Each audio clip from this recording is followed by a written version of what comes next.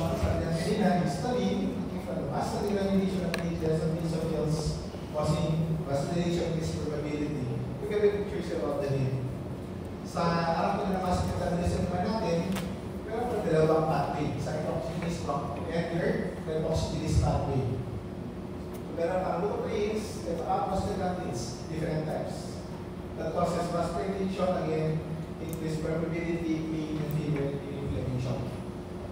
By the way, we have a lot of drugs that targets this area of inflammation to limit or modify inflammation, particularly kapag sobrang inflame.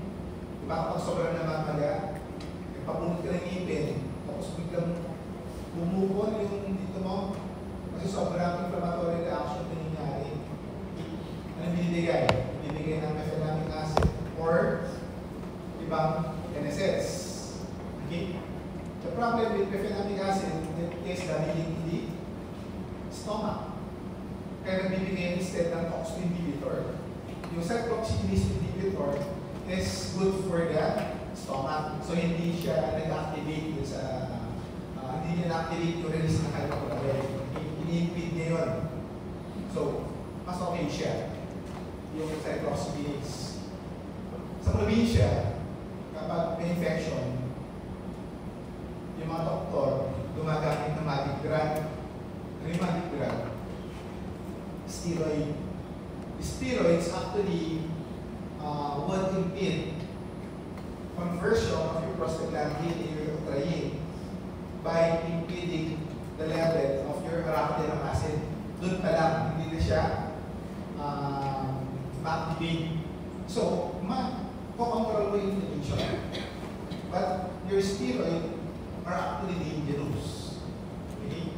Kasi kapag bigay ka ng exogenous steroid, yung adrenal gland mo, masisense siya, uy, mataas yung level dito. So, titigil siya ng paggawa. Okay? So, kapag withdraw mo na, bigla nagkakaroon ng acute adrenal insufficiency kasi hindi nagpaproduce si adrenal gland ng substance na yun. Then you have your chemokines sa dinantina. Chemokines are actually cytokines that would negate for chemotaxis. Okay, Dr. E4, etc. Then we have your platelet activating factor or PAF. Okay. That's released by your mast cells and your leukocytes. Your complement component, together with your kinin, sabi natin kinin, bradykinin. That also mediates for your pain, inflammation from your kidney again, production of your pregnenolone. Okay.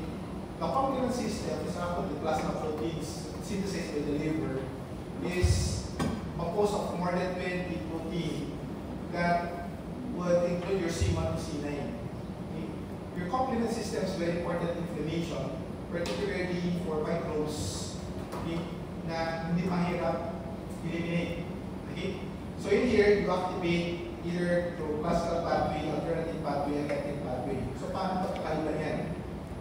The classical pathway, this is usually triggered by the fixation of the first step, your C1 component, particularly the C1q, kasi meron ibang fragment yung C1. The C1q that would bind to the Fc fragment of your IgM or IgG. IgM is a pentamer, so you just need one.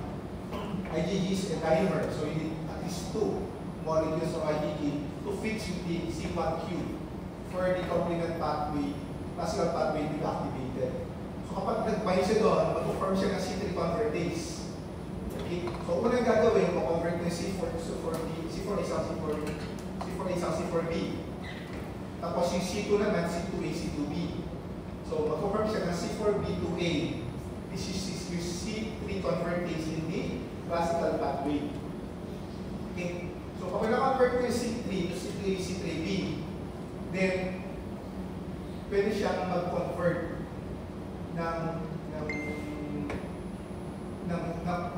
convert na C3.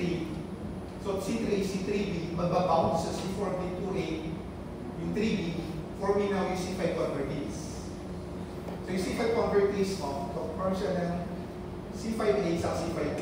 The C5B is very important for the C6 activation until you generate your several molecules of C9. This is your membrane attack complex. Okay? So, ganun yung process. On the other hand, the alternative pathway naman would be triggered by the presence of your endotoxin, like your lipopolysaccharide in the gram-negative organism within the surface molecules. Okay? So, ang gram-negative, meron silang lipopolysaccharide sa kanilang membrane. It's actually endotoxin. That would bind with your, in the absence of the antibody, it would actually trigger the activation of your C3. Okay? So dito, pag-confirm ka ng C3 convertase at saka C5 convertase associated din. And lastly, we have the lectin pathway. So lectin pathway is through the effect of binding of your mannose binding lectin or MBL to the carbohydrate molecule present in the surface of your microbes. Okay? That will directly activate your C1. Or binawagin yung C1Q. Okay? So these are the different processes where pathways are facing complement will be activated. So, what are the functions of your complement? Number one would be to destroy the offending organism through cell lysis.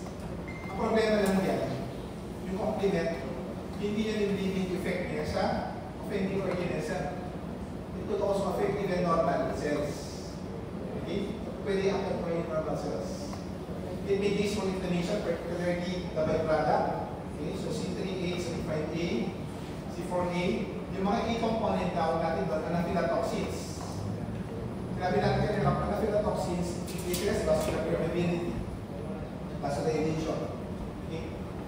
C5A also would be a chemotactic agent that would activate your toxicity pathway of your arachidonic acid metabolism.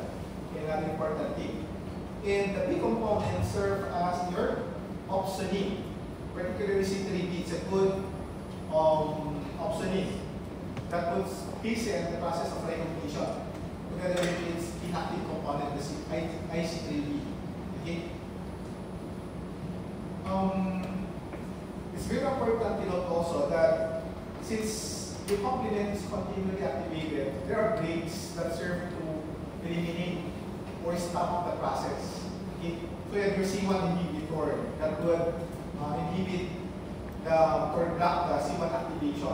When the further organism is already utilized, so there's no need for complement anymore, then this C1 inhibitor would block now your C1 activation. Kaya meron pa itong mga substances, hindi yan ma-activate kasi block niya.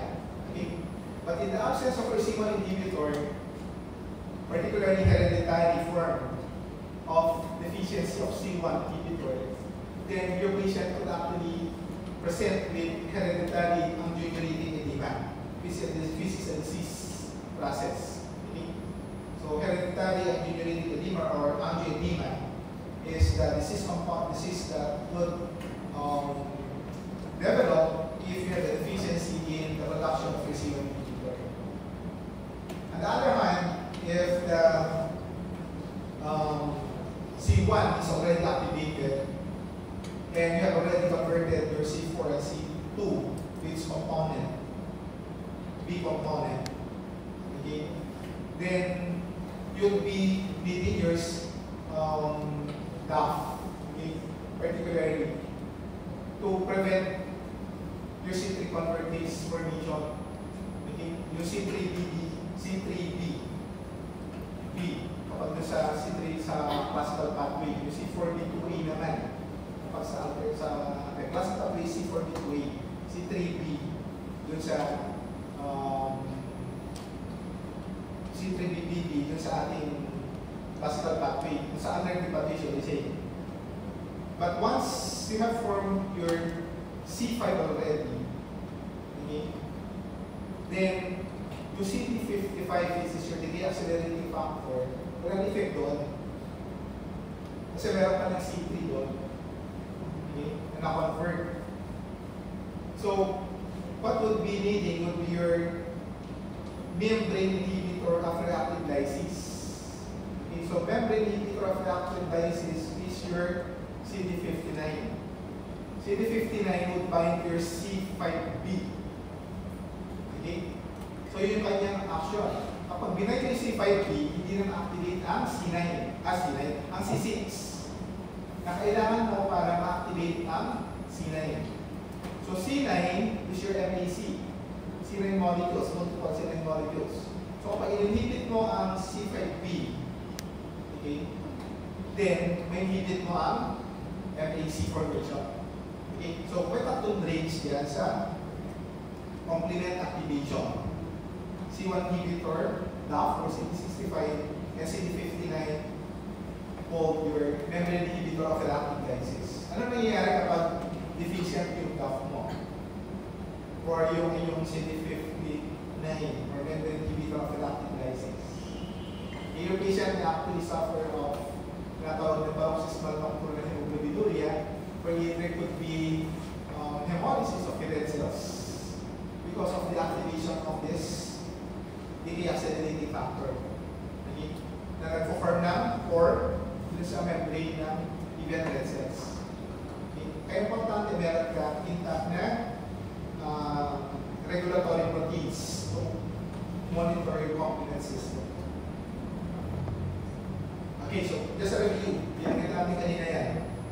Vasodilation, your prostaglandin, your histamine, increased probability, histamine, serotonin, the A component, the lipid-toxins, nutrients, hematoxins particularly, sabi natin kanina, sabi B4, 3, 5A, ETF, interleukin, and different chemokines, i-toxin natin, ipatactin natin, proctactin natin, fewer inflammations mediated by interleukin TNF1, TNF-alpha particularly, prostaglandin is pain, prostaglandins, and your predicting. And tissue-datis, of course, the different enzymes located in the glands of your leukocytes, then through your oxidative burst in your reactive oxygen species, your superoxide, peroxide, and hydroxyl ion. Okay? So, again, yung gamit natin kanina, yung CD4, vasoconstriction is mediated by your thromboxylate 2-phase is a product of your lipoxygenase pathway, cytoxygenase pathway. Okay? So, ang thromboxylate 2 mo is for platelet aggregation and vasoconstriction. While your prostacyclin or PGI2, together with your E2 and E1, together with E2, would be for vasodilation. So, iba-ibang byproduct ng prostaglandin, datap na synthesis, iba-iba din yung effect, nagdidepende. And of course, sabi natin kanina, sa hematoxis, leukocytation, dito din B4. Okay, so, nag-activate ka ng endothelial cell, nagkaroon ng contraction. So, siyempre, mag-fix. So, yung fluid. And fluid could be in the form of either crescent or exudate. Okay? So, kasi edema, there's excess fluid in the interstitial spaces or in the sinus cavities like the pleural cavity, pericardial cavity, peritoneal cavity, even the joints. Okay? So, transudate is a low protein, low specific gravity, low cellular component.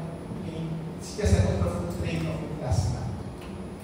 So, thin fluid yan, parang watery fluid siya. In comparison, let's say exudate, it has a lot of inflammatory cells. Okay? So, may mga cellular activity sa akin yan, kaya mataas ang specific gravity. Okay? It's high protein component. And this is usually associated with your pyogenic organism. While your transudate is usually mediated by decrease in your protein, like albumin. Remember mo sa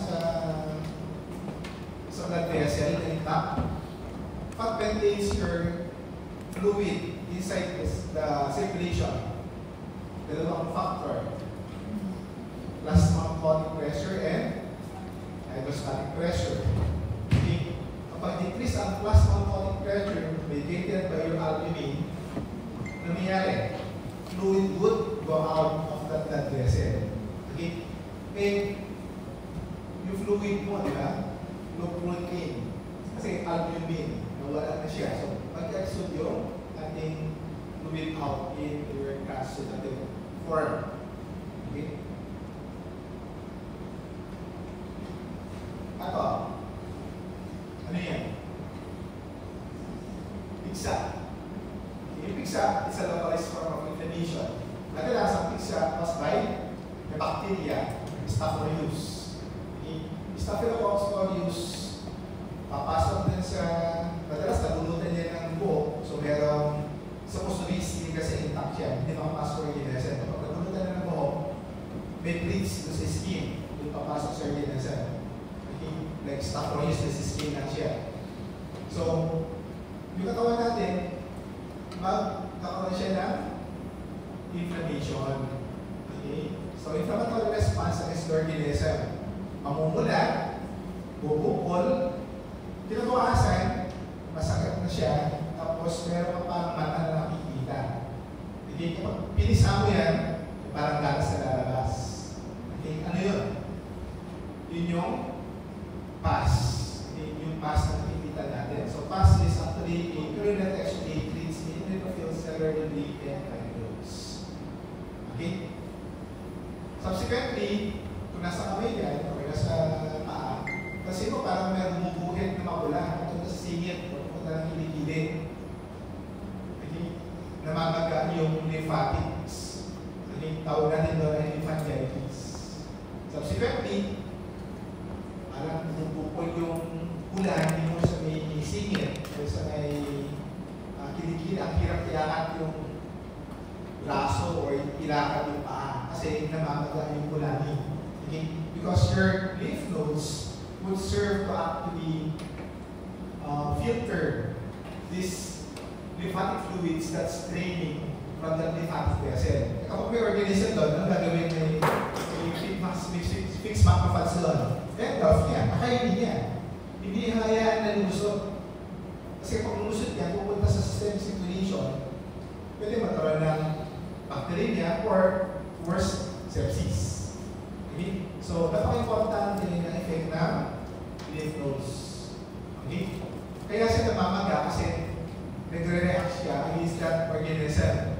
Okay? Hindi masama na mamaga yung kulani kasi nagiging reactive sila to eliminate that organism na nakalusot, nakatravel sa local area. Okay? Parang preso yan, nakalabas ng jail. Okay? Nag-set up ng checkpoint na trap dun sa checkpoint.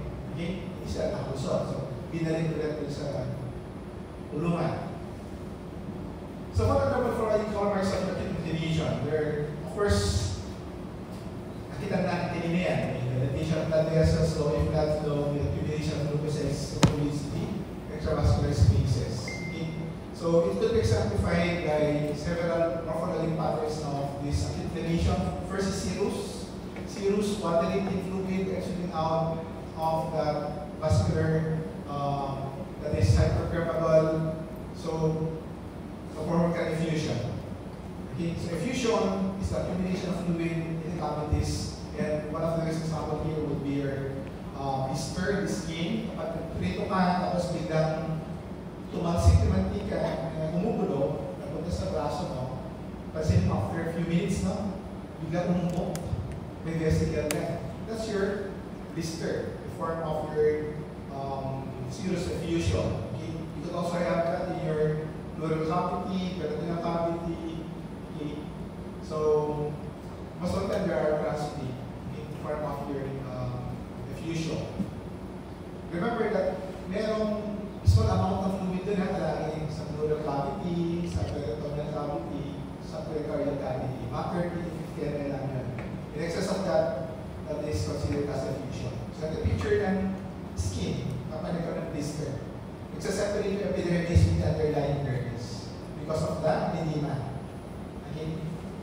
So, kapag nagkaroon kayo ng blister, huwag yung puputukin. So, pag pinutok niyo yun, mangyayari, magkaroon ng bleeds sa intact ng skin, pwede masukan ng infection. Lagay nyo na siya ng cover, gasa. Kasi yung afterwards, kinabukasan, na-absorb na yung fluid, di ba? Lumikit na yung skin. Ulit. Okay? Kasi yung fluid doon, mag-drain siya sa lymphatics. May mga lymphatic vessels just within ng epidermis. Okay? Sa subcuticular portion, and then yung lymphatic vessels. Another form of your acute pattern of your inflammation would be fibrinous inflammation. This is best exemplified by your fibrinous inflammation of the pleura, fibrinous pleuritis, or fibrinous pericarditis. In fibrinous pericarditis, exemplified by rheumatic heart disease, na tinatawag tayong bread and butter pericarditis. If it's the fibrine appear to be parang bread that is spread to the surface. Yan. Yung parang mga linya-linya. So, these are actually meshwork of fibrine. Okay? These are appearing as thread or ovoid structures in the surface of your pleura. Whether it's pericardial, the pericardial surface or pleural surface. Okay? So, sa fibrinous, what's very important is that larger molecule like fibrinogen would be released. So, fibrinogen when activated would form your fibrin, forming fibrin threads. Kaya yung mga pink threads yan, kung saan actually fibrin threads. Siyempre kasama niya yung neutrophils. Okay, kaya acute siya na fibrinous inflammation. Suppurative inflammation ng virulent is a type of acute pattern of acute inflammation for a production of large amount of your pus. Sabi ng kinika virulent actually, okay, among pus forming organism. So sa pizza or sa boil, okay, you have your pus sa pizza. Okay. So suppurative siya. Sometimes, kapag hindi na-check yun, ito form ng abscess. So yung abscess is the infected form of necrosis.